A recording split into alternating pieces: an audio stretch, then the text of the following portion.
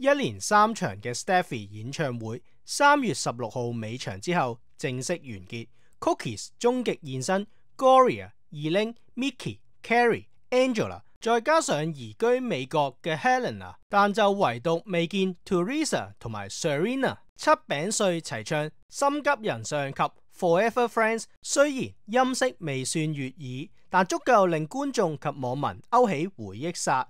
另外，網民亦稱 Steffi 身材 keep 得好 fit。 咁當然有挑通眼眉嘅記者問有冇揾埋 Teresa，Steffi 則回覆全部都有問，但無法強求大家嘅時間。9人嘅 Cookie 於2002年由唱片公司 EMI 所成立，原本想仿效日本紅極一時嘅摩鈴娘。2003年轉投 Paco 創立嘅金牌娛樂，並將組合規模縮小至4人組合，得返餅碎、鄧麗欣、傅穎、楊愛瑾及吳雨霏。據傅穎所講，我哋係一個一個被叫到辦公室裏面，被通知去定留。上演真實版殘酷一丁，認真具戲劇性。當年 Cookie 嘅9位成員中 ，Teresa、Carrie、Mickey、Steffi 同埋 Angela 則留低喺娛樂圈發展，而 Eileen 同埋 Serena 退出後嫁作人妻，而 Helena 退出後則到美國進修，而 Gloria 退團後則考得會計師牌。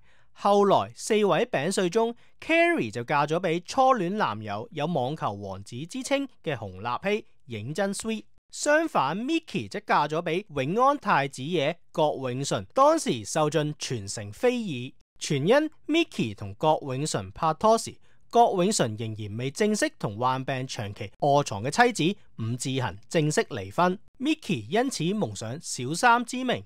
其後離婚時，家事法庭更判郭永淳每月只需支付1.4萬蚊贍養費，全因郭永淳當時月薪扣除強積金後只得1.4萬。太太伍志恒就憤然提出上訴，一個豪門後代為咗幾萬蚊嘅贍養費喺度上訴嚟上訴去，日日上報紙，確實令社會輿論大表譁然。因郭永淳屬永安集團太子爺，另外本身係律師嘅阿媽李婉群亦屬養和醫院董事局成員，外父係已故養和醫院董事局前主席李樹培，舅父李維達則係養和院長。郭永淳照計家族財力雄厚，大眾認為若然佢唔係扮窮，就絕對係失時夾萬啦。當時太太伍志恒曾要求將分配財產嘅程序無限期押後，理由係郭永淳名下根本冇財產，而佢來自極富有家庭，將來必定會承繼豐厚遺產，所以要求佢承繼遺產後才展開分身家申索。最後原審法官認同郭永淳嘅陳述，認為佢非嚟自非常富裕嘅家庭，更相信佢喺短期內冇可能承繼遺產，而且遺產唔算豐厚。最終法庭判郭永淳每月需支付前妻贍養費42,550蚊，齊頭5萬都俾唔到啊，陰公，另需一次過支付俾伍志恒150萬。今日午後就會同大家睇下失時夾萬郭永淳有幾咁失時。另外，點解堂堂上市公司永安集團後人可以俾得咁少贍養費？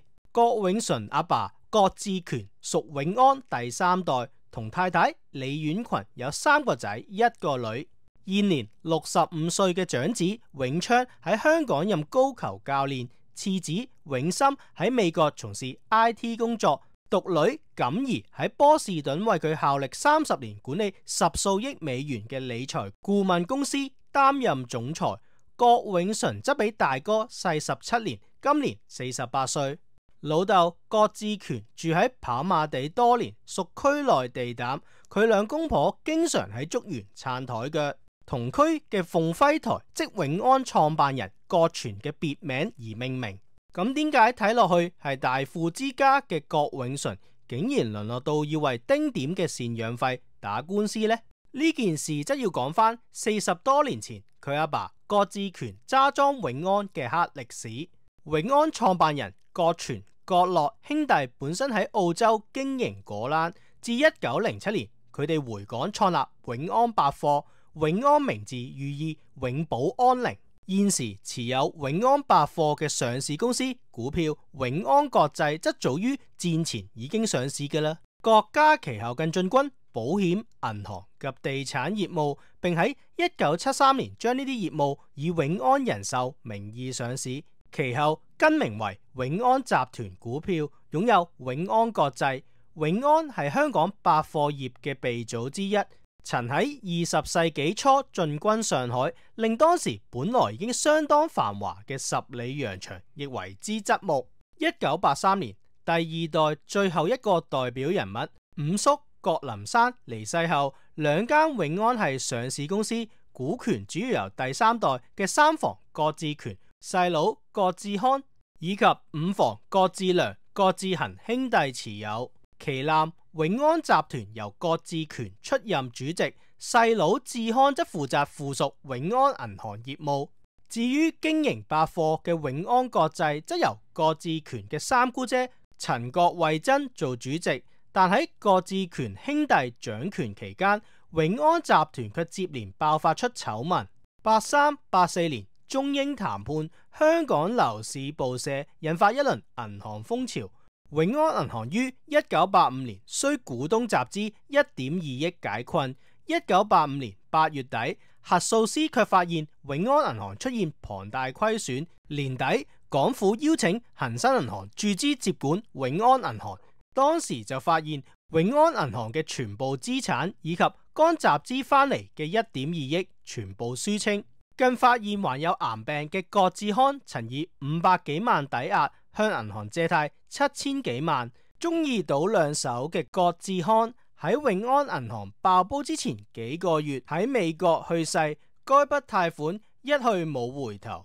永安銀行最後要重組注資，恒生控股55%，控制權不保。喺恒生嘅經營下，永安銀行轉虧為盈。1993年1月，恒生就將永安賣咗俾大新金融集團，獲利4.78億。永安銀行正式被併入大新，該銀行嘅名字從此寫入史冊。三房嘅郭志權因醜聞而退出永安集團管理層，管理權則落在五房手中，由郭志良接任做主席。同年，郭志良兄弟增持兩間上市公司股權，成大股東。郭志良上場後，主要集中火力做金融及保險業務，對百貨業就持半放棄狀態。直到1995年前後，打理百貨嘅三姑姐陳郭慧珍及永安國際總經理嘅第四房堂兄弟智仁都相繼退休，郭志良先派親細佬孭起百貨生意，但永安百貨則自此連連見紅。喺永安做咗10幾年嘅員工鄭先生憶述，上一輩接管永安百貨嘅郭家中人做事親力親為。鄭先生回憶到，以前啲老闆緊張好多嘅，陳郭慧珍自己睇返女裝。另外，志雄負責形象設計，佢成日嚟睇啲貨擺成點嘅，見到擺得唔靚，會親自喐手去換個 display 嘅。以前喺永安做嘅員工都好有歸屬感，因為老闆都好親民。好似智仁就中意踢波，永安就搞咗支足球隊，而每年3月，永安百貨嘅員工就會一齊去春茗，最高峰時試過140圍嘅。永安百貨就年年見紅，但其他業務就大賺。自1994年起，永安國際嘅主要盈利嚟自地產及海外業務，例如澳洲墨爾本及美國德薩斯州嘅商業大廈。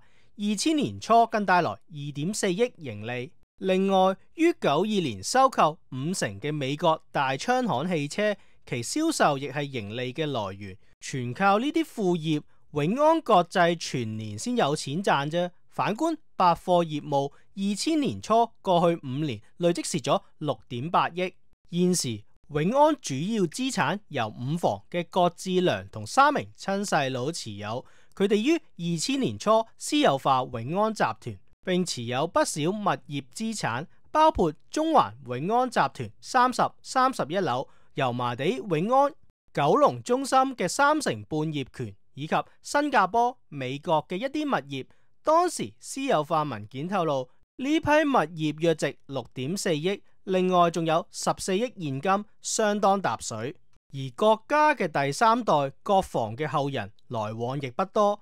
郭志權退出永安集團後，自行投資健康食品、風險基金、保安公司、紅酒、吉品鮑魚等。佢亦曾擔任唔少公職，係前市政局議員、房屋委員前委員以及基本法諮詢委員會前副主任。郭永淳於離婚案中更向法庭呈交文件，顯示阿爸郭志權冇永安百貨嘅控股權及決策權，手上僅僅持有 0.05% 公司股份。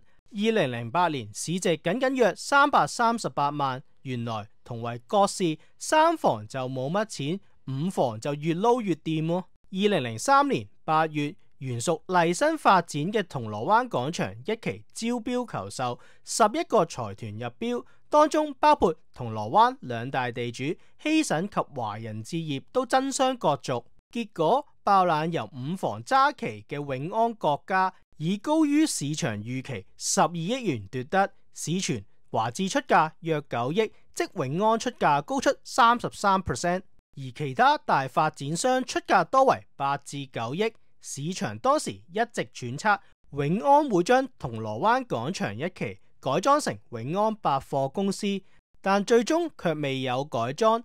揸旗永安國際嘅郭志良兄弟購入嘅銅鑼灣廣場一期集商場及寫字樓，總樓面面積達25.6萬尺，作價12億，即係平均每尺4700幾蚊。購入時該大廈空置率少於1成半，每月租金約600多萬，回報率6厘。另外，銅鑼灣廣場一期原來同郭家早有淵源，80年代尾為原業主麗展設計呢棟物業嘅，正正係郭志良嘅堂兄郭志信，所以該次投標之前，郭志良亦曾向志信攞料，例如問該座大廈嘅樓面面積有冇僭建物等。不過當郭志權聽聞堂兄弟郭志良收購銅鑼灣廣場一事，佢淨係話我唔想再講關於永安嘅事啦。佢嘅親弟志信表示，佢同志權一年大概見面3次啦。至於堂兄弟志良一房，更只會因公事而通話，關係疏離。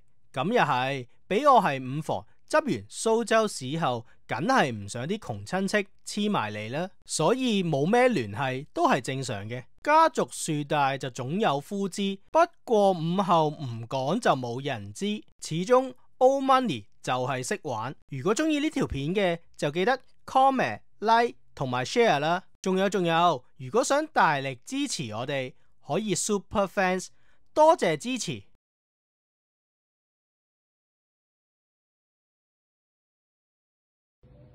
如果中意我哋呢條片嘅，就記得 comment、like 同埋 share 啦。